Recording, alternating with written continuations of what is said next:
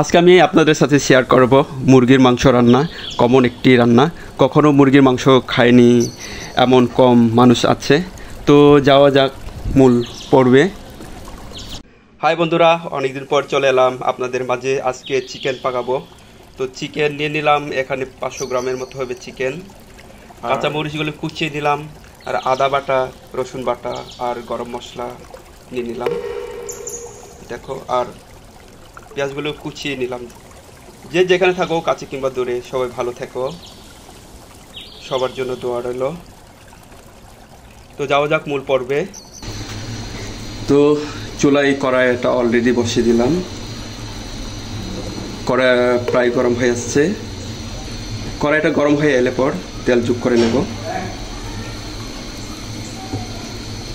তেজপাতা যোগ করে নেব। এরপর কুচানো পেঁয়াজগুলো অ্যাড করে নিলাম। হালকা ব্রাউন কালার করে ভেজে নিতে হবে, যেন পেঁয়াজের কাঁচা গন্ধটা যেন না থাকে। তো বন্ধুরা, পেঁয়াজটা হালকা ব্রাউন কালার করে ভেজে নিলাম। এরপর যোগ করে নিতে হবে রসুন বাটা আর আদা বাটা।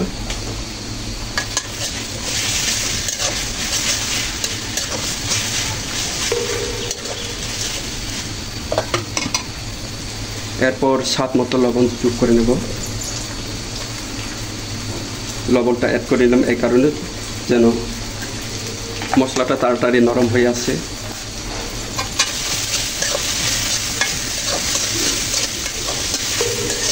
তো মশলাগুলো ভালো করে কষে নিতে হবে। মশলাগুলো যত ভালো করে কষে নেবেন, তরকারির স্বাদটা ততই ভালো হবে, মানে খেতে ভালো লাগবে।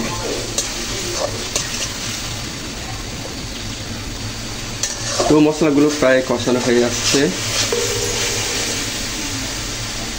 এরপর যোগ করে নেব কাঁচামরিচগুলো ফালি করে কেটে রেখেছিলাম। এরপর যোগ করে নেব হলুদের গুঁড়া, যোগ করে নিলাম জিরার গুঁড়া আর ধনিয়া মশলার গুঁড়া। এই যে গরম মশলা যোগ করে নিলাম। গরম মশলা এর আগে দেওয়া দরকার ছিল, এমনিটা পরে দিয়ে দিলাম।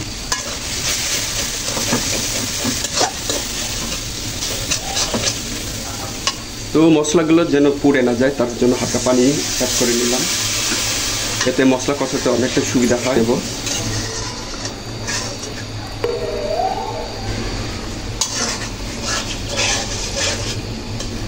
তো মুরগিটা অনেকজনে অনেকভাবে অনেক সিস্টেমে রান্নাবান্না করে, তো আমি আমার মতো করে রান্নাবান্না করে নিচ্ছি। তো ভুল ত্রুটি থাকলে অবশ্যই জানাবেন।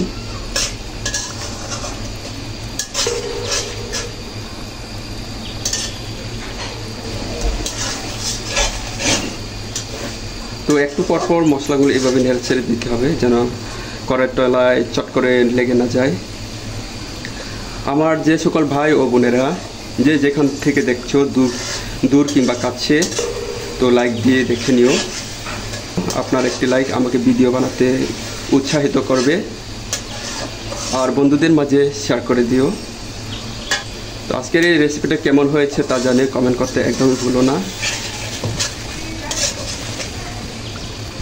আর ফেসবুকে যদি দেখে থাকেন, ফলো দিয়ে দেখে নিও। আর ইউটিউবে যদি দেখে থাকেন, সাবস্ক্রাইব করে আমার পরিবারে থাকার জন্য আমন্ত্রণ রইল। মুরগি যে মাংসগুলো মশলার সাথে অ্যাড করে নিলাম। মশলার সাথে ভালো করে নেড়ে চেড়ে মেখে নিতে হবে, যেন মশলাগুলো মাংসের সাথে ভালো করে লেগে যায়। ভালো করে মিক্স করে নেব।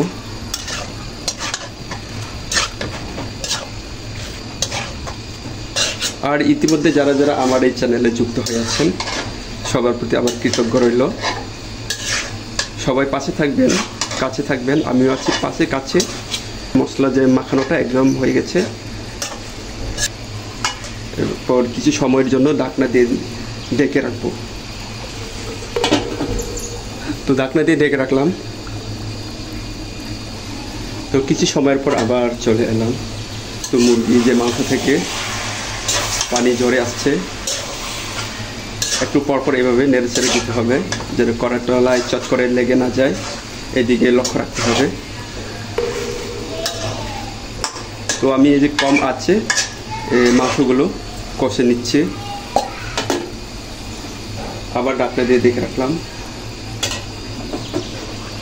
তো একটু পরপর তরকারিগুলো এইভাবে নেড়ে চেড়ে দিতে হবে।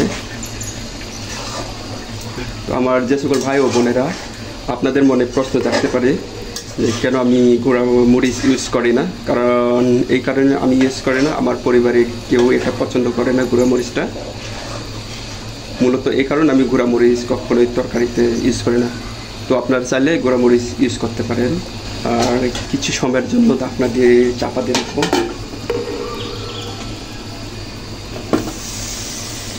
তো বন্ধুরা, মুরগির মাংসটা কিছু সময় নিয়ে কষে নিলাম, একদম মাখা মাখা হয়ে গেছে। তো মাখা মাখা করে কষে নিয়েছি।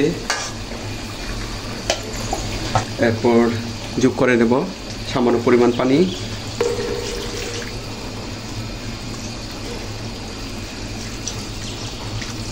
যেহেতু তরকারিটা ঝোলঝোল হবে, পানিটা বুঝে শুলে কিন্তু প্রয়োগ করতে হবে। তো ঢাকনা দিয়ে দেখে রাখলাম, আর চুলার ভলিউমটা বাড়িয়ে দেব। তো বন্ধুরা, চলে এলাম 10 থেকে 15 মিনিট রান্না করে নিয়েছি। তো মুরগি থেকে যে ঝোলটা ছিল একদম শুকিয়ে গিয়েছে। চুলাটা বন্ধ করে দেব। চুলাটা বন্ধ করে দিলাম, দেখো একদম ঝোলটা ঘন হয়ে গেছে। তো আজকের রেসিপি যদি আপনাদের ভালো লাগে, তো পরবর্তী রেসিপি দেখার জন্য সবাইকে আমন্ত্রণ রইল। সবাই ভালো থাকবেন। আজকে এই পর্যন্তই। আল্লাহ হাফেজ।